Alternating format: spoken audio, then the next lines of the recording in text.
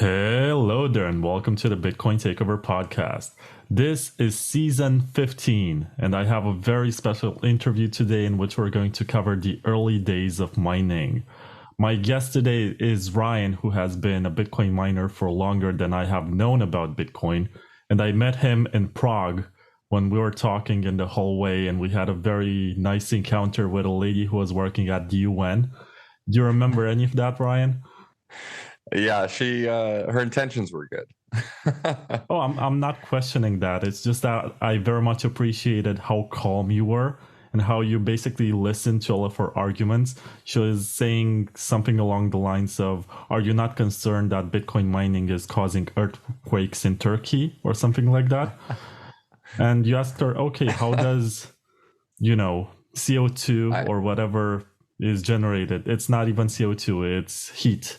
How does heat I was earthquakes?" unaware of the finer intricacies of Bitcoin mining affecting the seismic charts. So it was news to me, and I think it was it was difficult for her to fully communicate, I think, the science behind it, understandably. Yeah, and I realized, okay, this guy is very good for a podcast because he's very patient, he can explain stuff, and he knows a lot of stuff. So when did you start Bitcoin mining? At the end of 2012. So, at the time we were building some GPU rigs. We went on Newegg and just found the latest and greatest of GPUs, and we're setting them up in our garage and running extension cords to all the different circuits. And we actually didn't mine Bitcoin a lot early day. We quickly found out that we were outclassed on the Bitcoin mining, so we started switching to Litecoin and Feathercoin and a few others, and started selling it to buy Bitcoin. So BTCE was our big friend at the time, where we were mining all the different altcoins we could find to trade up into Bitcoin. Well, that's interesting because Bitcoin mining was so competitive. And I guess at the time, some of the first ASICs were coming out. You had Butterfly Labs, I think, or was this later? No, Butterfly Labs is right around the time of their pre-orders. So my buddy had put in for a few Butterfly Labs pre-orders, and we saw a couple other hardware devices come online for ASICs in early 2013. But we knew that obviously over in China and wherever the manufacturers were, they were mining pretty at scale with the devices already. There's just no way that the difficulty level was where it was at with GPUs. So the era of solo mining came to an end very, very quickly in 2012. Oh, so you're also mining solo. You're not part of any pool. Yep. So we were setting up our own rigs, trying to mine solo. So we could solo mine Litecoin at the time, and we could solo mine a lot of the other networks. We didn't really get into the pool game until the end of 2013, when we just started realizing that a lot of these altcoins that we were solo mining didn't have a good pool. So as the coin became more and more popular, more miners were pointing hash power towards it. Solo mining was just not an option for a lot of smaller miners, and that's when we started building mining pools at the end of 2013. As far as I know, the first Bitcoin mining pool that came out was back in 2010. It was Slush Pool. I think the first name for it was Bitcoin Check or something, Bitcoin.cz. And even Satoshi was aware of it, but it changed so much about the assumptions about securing Bitcoin. Satoshi only assumed that everyone was going to run Bitcoin on their laptops or something and leave it open overnight, hoping to get a reward. And all of a sudden, everything changed. And in a way, it's better in the sense that if you're a minority of hash rate, your chances of finding a block are maybe once in a couple of years. So it's better to get steady rewards to cover your costs. But it also comes at the expense of decentralization. This is true. And I'm not entirely sure that Satoshi didn't envision a world with pools. It's a fairly trivial thing to split up a nonce space and divide it among workers. So knowing that he thought through a lot of the currency pattern of Bitcoin, I got to imagine he also envisioned what mining would look like and the implications of mining into the future. Even if it was a CPU or GPU mining, you can fathom that once Bitcoin starts to be worth enough to be a global currency, that people are going to be amassing large amounts of GPUs and CPUs. So there's going to be centralization risk just in that regard. The idea of pooled mining, it did come about very, very quickly. So I can't imagine it was too big of a shock. Yeah, and there was such a quick change from mining with your CPU to mining with your GPU to FPGAs, if I'm not mistaken. Yep, FPGAs. So I had my cousin was working at Xilinx at the time. So I had messaged her and said, hey, can you send me over some FPGA development boards? This was in 2013. So I got some really high-end development boards courtesy of Xilinx, and started rolling some Verilog scripts to, SHA mining was already, there are already FPGA log or Verilog scripts for SHA mining. I started working on one for script mining at the time to try to get ahead of the script ASICs, which came out towards the end of 2013. But those were the days of the Wild West, right? And back to what you said earlier was interesting is, Satoshi having this idea that CPU mining, right? Everyone with a computer is going to be able to mine. And that was always the historical vision, was everyone could mine, right? 1 hash equals 1 vote. You vote with your compute power. Now we've gotten pretty far away from that, and where mining has become more and more centralized around specialized hardware and large facilities, and even more centralized around the major mining pools themselves. And historically, this is why we've seen a lot of new coins have been changing algorithms, right? So we had an algorithm explosion in 2013, where every new coin was trying to invent their own algorithm to become ASIC resistant, right? No one wanted to release a coin with a Bitcoin algorithm or script algorithm, because they would immediately, get wrecked because of the difficulty swings. So you would have, X11 and Kryptonite and all these different algorithms rolling out, or Groskell. Now there's, dozens and dozens of different algorithms, if not thousands by now. One for each coin, essentially trying to protect from, ASICs or specialized hardware. Now, I think it was Sia coin was notorious for this one, where they touted that it was going to be ASIC resistant, and then all of a sudden they rolled out their own ASIC. So it was a monetization model for them. But the vision is, how do you keep a network decentralized? How do you keep participants engaged? Now, the vision through proof of work was everyone mines, right? Everyone with hardware can mine. That model has become, I guess, lackluster, or has fallen out of favor with a lot of the communities now. And that's why we're seeing just about every single new project come out is proof of stake. It's way easier to control. It's way easier to distribute up front. And it's way easier to monetize for the teams up front. Now, long-term security and decentralization and centralized risks around the initial distributors of the token are incredible in the proof-of-stake model, but at least they don't have to worry about the hardware race. Wasabi Wallet is unfairly private. It's the most advanced, most used Bitcoin privacy wallet, with 500,000 downloads across Windows, macOS and Linux, as well as thousands of fresh and new Bitcoins get mixed every month. Wasabi makes use of the new generation Wabi-Sabi engine to create mega Condrons, thus mixing your Bitcoins with those of hundreds of other users. For amounts lower than 0.01 BTC and remixes, you pay no coordination fee. If you don't use the Condrons, Wasabi Wallet has a native Tor integration and downloads block filters to help you keep your network level and public key privacy. Download Wasabi Wallet for free today at wasabiwallet.io and experience the future of Bitcoin privacy. Future of Bitcoin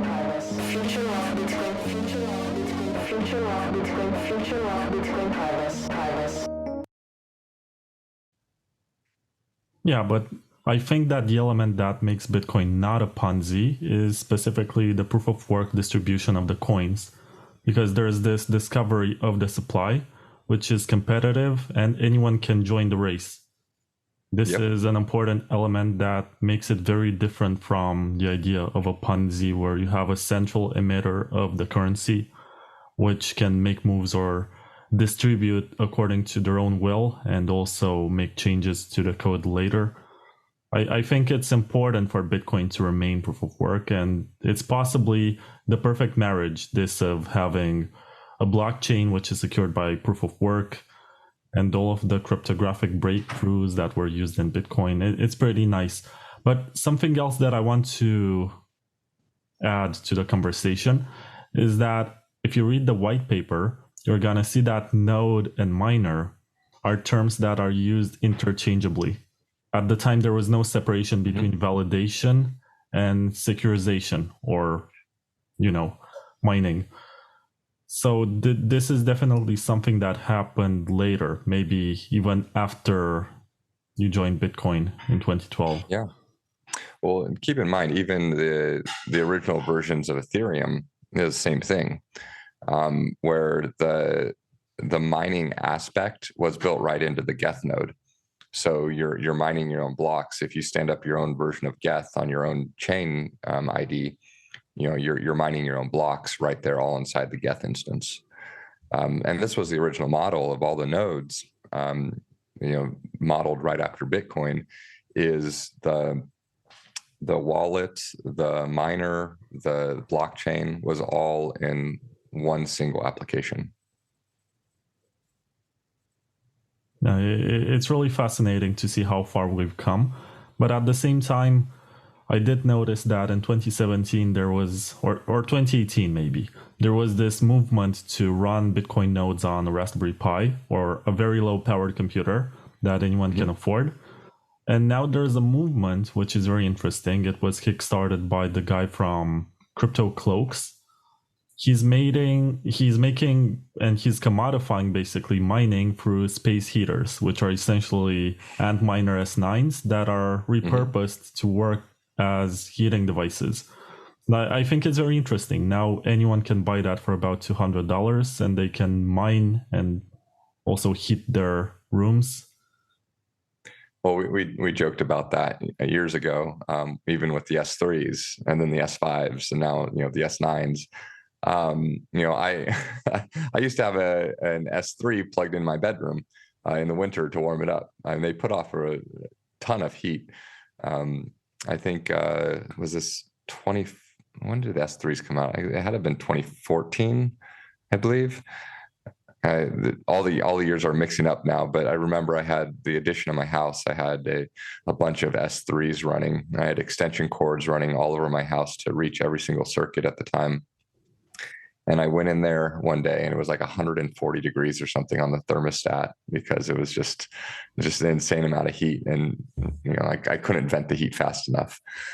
So space heaters with miners has been, the discussion point for years and years and years. There are hundreds of thousands of S9s out there that need to be recycled eventually. So, more power to them. That's awesome if we can recycle the hardware rather than just throwing it in the dump.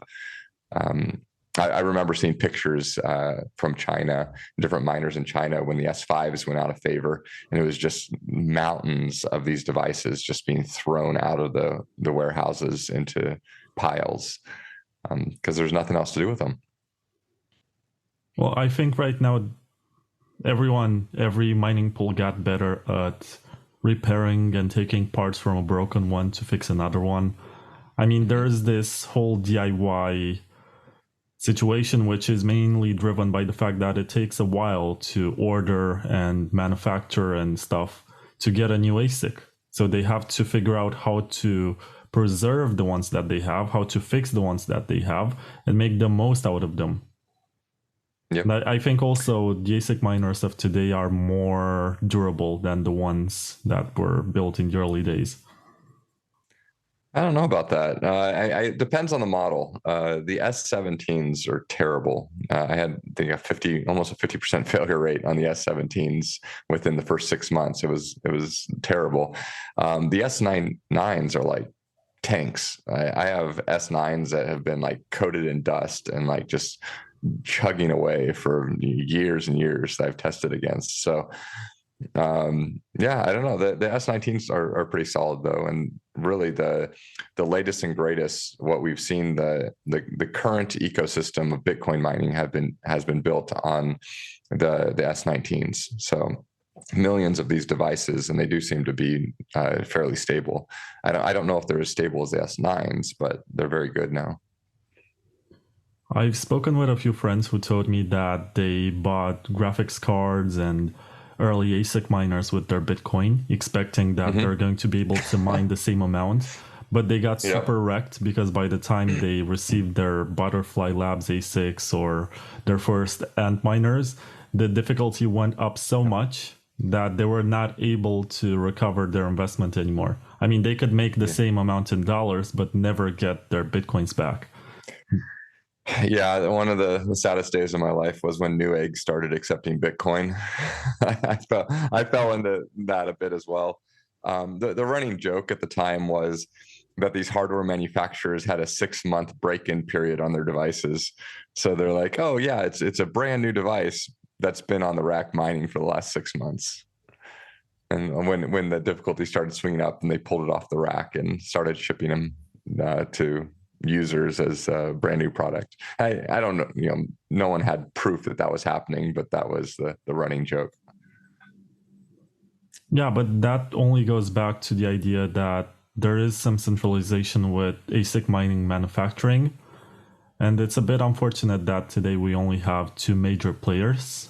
That's Bitmain and WhatsMiner. Correct. I'm not sure if there's anything else that's competitive. I lost my audio. Give me a second here. Oh, there we go. I think it's back. Cool. Let me repeat the question then. Yes, please do. So today we have 2 major manufacturers of ASIC miners, and that can be a bit of an issue due to supply chain distribution, and also the fact that they're both made in China, as far as I know. So what do you think this is? I recall Samsung and Intel taking an interest in creating these SHA-256 miners, but nobody entered the market. Yeah. I've talked to a lot of people about the Intel move. I don't recall the specific reason why they backed out, but they were going in pretty heavy. We've heard of a lot of potential manufacturers over the years. So back in the day, we had Avalon and Canaan and InnoSilicon and a few others that Spondulis that came and went, right? Bitmain was the clear leader and just dominated. WhatsMiner came up almost seemingly out of nowhere and is matching them blow for blow. I've heard several manufacturers here in the U.S. with better architecture that are building out the next generation of chip. Now, having a good architecture and a good chip design is just one step in a 100-step journey to actually get to a device. The problem is, at the end of the day, all these devices are more affordable to manufacture in China. So you're going to have a centralization risk or just around the manufacturing costs. We're getting more into, this discussion can quickly get into macroeconomics and geopolitical stuff when you start looking at the cost of living in the US and why it's so expensive to manufacture things here. And just North America as a whole, just being a terrible place for manufacturing, which has driven things overseas. So the currency wars and all that stuff has more or less dictated the centralization of supply chain at this point. I've heard news of some chip manufacturers in Norway that have some incredible technology. I think you had talked to the guys too. We had lunch with them actually in Prague. On the Litecoin side, they have some amazing chips that they're producing. But I think the China dominance at this point with hardware is not going away anytime soon. And a lot of that is just because of larger geopolitical and macroeconomic factors. CryptoSteel offers a durable, physical backup for cryptocurrency key and recovery words. These user-friendly cold storage devices withstand harsh conditions, including fires, floods, and earthquakes. Made from the finest European stainless steel, they are built to last. Accessible to all and requiring no computer skills, the original CryptoSteel cassette and capsule have been innovating Bitcoin security since 2013. They provide a reliable and robust backup, essential for the safety and longevity of your digital investments. Ideal for protecting your digital wealth. CryptoSteel isn't just a one-trick pony. Of course, it works with your Beep39 seed phrase, but you can also use it for important passwords, Bitcoin core passphrases, Nostr private keys, and much more. Buy your CryptoSteel metal backup today from CryptoSteel.com and use promo code BTCTKVR to get a 10% discount. CryptoSteel, secure your Bitcoin like an OG. Yeah, and I guess pretty much everything that we're using right now for our call is Chinese from the microphone. Yep. Maybe not a Chinese brand, but Chinese made cameras, phones. The reality is the North American consumer and European consumer want cheap electronics, and they want cheap consumer goods. In order to have affordable consumer goods, you have to be able to manufacture them at a very cheap price. So then each part of the supply chain or each part of the distribution or logistics chain gets their upmark or markup, if you will. This whole world economic system is right now being fueled by China, essentially. I mean, they're a massive producer of the consumerism in this world. Until we start seeing more manufacturing come out of South America or Mexico or Latin America, Africa, China will remain the dominant force of consumer goods for the foreseeable future. But that's a whole different discussion. Yeah, and we also need to get into the territory of Lumerin, if I'm pronouncing this correctly. Let's do it, yep. Is it Lumerin or Lumerin? So I say Lumerin. Some people say Lumerin and stress the E. Lumerin sounds fine to me. You're still mining, and much more than this, you're building marketplaces for Hashrate. Yeah, so let's swing back around to the original discussion point. When Satoshi created Bitcoin, the vision was everyone was going to mine, everyone was going to participate. And this was the vision with CPUs and then GPUs. With the advent of ASICs or FPGAs a little more so, and then ASICs, it completely changed the model, right? No longer can anyone with a computer just start mining Bitcoin. They're completely outclassed with specialized hardware. So how do we restore Satoshi's vision of decentralization? How do we restore Satoshi's democratization of Bitcoin?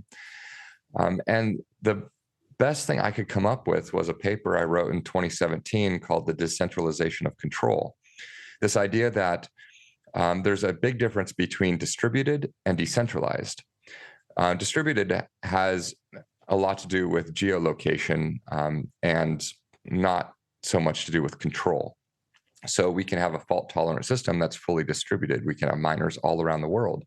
Now, how do we keep these miners all around the world, regardless of where they amass?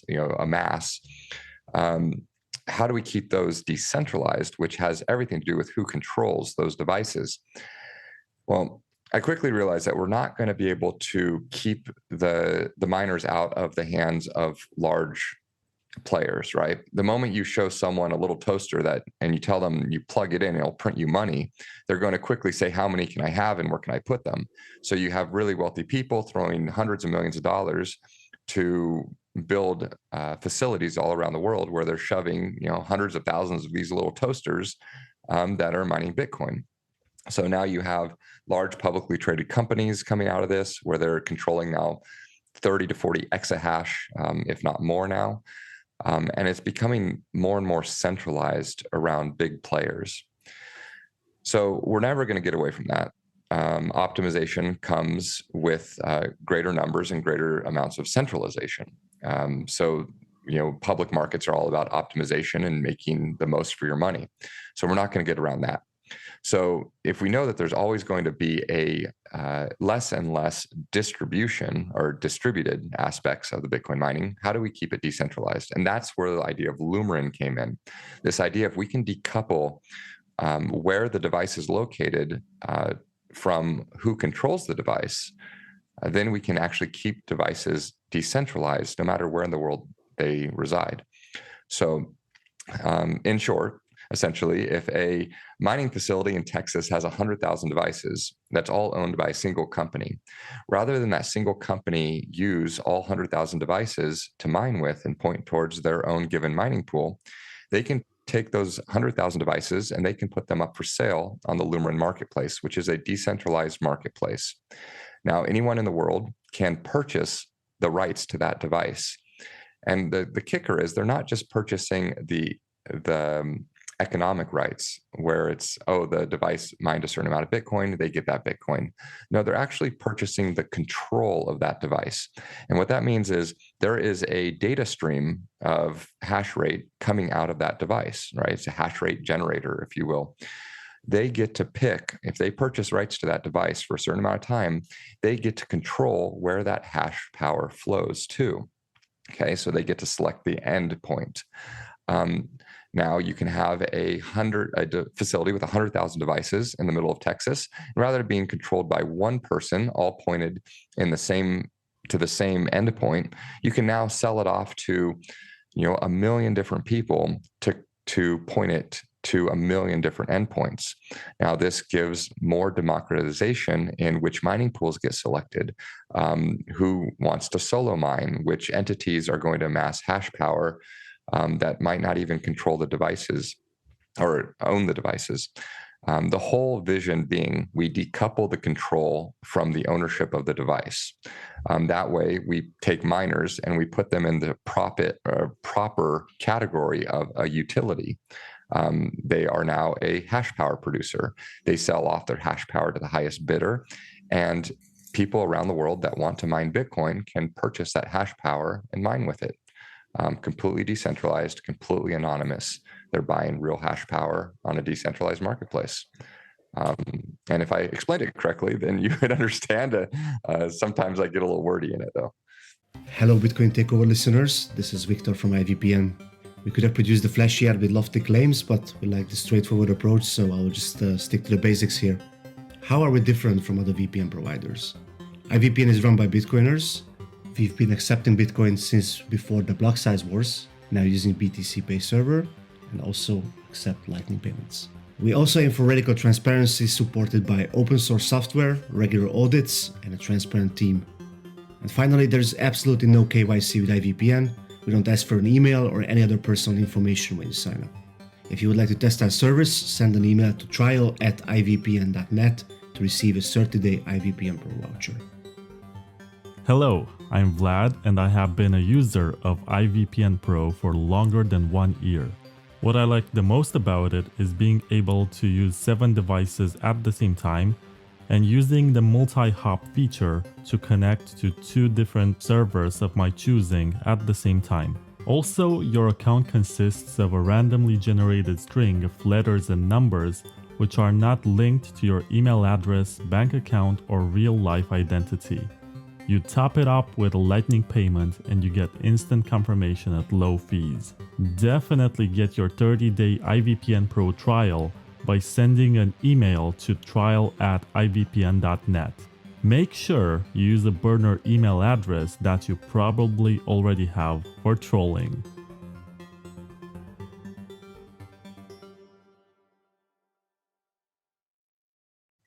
No, that was really interesting. I didn't think about this too much. I do remember a few years ago there was Compass Mining, which went. Yep. I mean, they're under a lot of pressure. I'm not sure if they're still in business, but it was very difficult for them to keep up with the demand. And sometimes the workers, the mining devices that were being rented by their clients were no longer operational and they could not account for that. So there was the reward part that was going to the person renting the hash power, but there was no control over the miners. So how do you get control? So, and this is a key differential because there have been cloud hashing products for years. I actually wrote one of the original cloud hashing systems back in 2013. So there, that's been around for a long time, is purchasing the rights to the hash power. Now, actually purchasing the stream of hash power and controlling the stream of hash power, that's been around in a centralized form through a NiceHash, if you will. So NiceHash and mining rig rentals and a few other services that popped up in 2013, 2014, you could actually purchase the stream of hash power. But once again, that's all through a centralized system, which is acting as the traffic cop, where it monitors that the seller and the buyer are both good actors and they are operating according to the economics of the contract. Now, with the advent of smart contracts, we can actually program all of this. So the Lumerin node is a traffic cop, if you will, on behalf of the buyer and a regulator on behalf of the seller. And the bounds of the engagement are all written into a smart contract. And the seller's Lumerin node and the buyer's Lumerin node follow the orders inside the smart contract. So they're abiding by the rules in the smart contract. Now, if a buyer or seller goes in and tinkers with their node, which they can because this is open source software and fully decentralized, we have no control over if the buyer is a good actor or a bad actor, and same with the seller. So if they want to put on their programming hat and they want to go in and tinker with the node and become a bad actor, then the whole economic model will break down and the nodes will not function correctly by design. So if the seller tries to provide hash rate or basically under deliver, then the buyer's node, which acts as a traffic cop, will call foul and cancel the contract. If the buyer's node tries to underpay, then the contract will not go through and the seller's node will never route hash power. So all of the rules are actually built into a peer-to-peer system, fully decentralized, fully trustless, where a buyer and a seller don't have to know each other. They don't have to like each other. They don't have to know anything about where the other one resides. It's all happening through a smart contract engagement. This is the very first time we've ever seen something that can be considered a commodity, which is hash power, can be not only bought and sold on a global decentralized market, but it can actually be distributed through a decentralized system. It's almost like having a global power grid where we trade electricity options all day long, but they are options because we cannot trade electricity between grids, but we can convert that electricity into hash power and trade it on a global mining grid, if you will. And this is revolutionary. We've never seen a global commodities market where you can have a decentralized anonymous infrastructure and instant fulfillment. That's interesting, but if someone wants to start today and maybe rent some hash power and also get control over it, what is the procedure? What is the user experience like? It's getting better. We've been working at this for the last couple of years. The first renditions of it were pretty rough. We launched on mainnet at the end of September. That was our grand announcement when we were in Prague. So the marketplace is live on mainnet Arbitrum. So you can pull up the Lumerin node. You can, first of all, you download it at Lumerin.io. You'll download the Lumerin node. It's going to connect to the Arbitrum network, and you'll see your Arbitrum ETH and your Arbitrum Lumerin right there. You can purchase Lumerin through a few different exchanges or through one of the DEXs, and you can purchase ARB ETH or you can just bridge ARB ETH over. and you're good to go. The Lumerin interface is kind of this all-in-one, very akin to the original Bitcoin node, where you have the marketplace, the wallet, and the proxy routing system and the validator all in a single piece of software. So it's all modular in architecture, but it's all baked into a single piece of software. So you install the node, you're going to have to go through a few setup tasks because you are actually streaming real hash power through your system. So you have to remember, you're not going to load this on your phone. You're not going to load this on your laptop if your laptop is getting turned on and off or doing updates in the middle of the night, because once you purchase hash power, that device has to stay on as long as you're streaming the hash power. Otherwise, the contract will get canceled the moment you turn off your device. So a couple things to be aware of, but for more information, just simply go to Lumerin.io. You can find us on Telegram. You can find us on Twitter. The goal is to get people involved in the community, and the ultimate goal is to get everybody mining. We really believe in the anonymous, decentralized distribution of Bitcoin, where anyone, no matter who you are, where you are in the world, I don't care if you're in North Korea, I don't care if you're in India, I don't care if you're in Nepal or Botswana. It doesn't matter. If you are a human being on Earth, you should have the ability to acquire Bitcoin. Now, that's not a very popular view with a lot of governments or political regimes, but this is what I believe in, is the sovereignty and ownership of currency. And that's what I believe Bitcoin's all about, and that's what we support at Lumerin.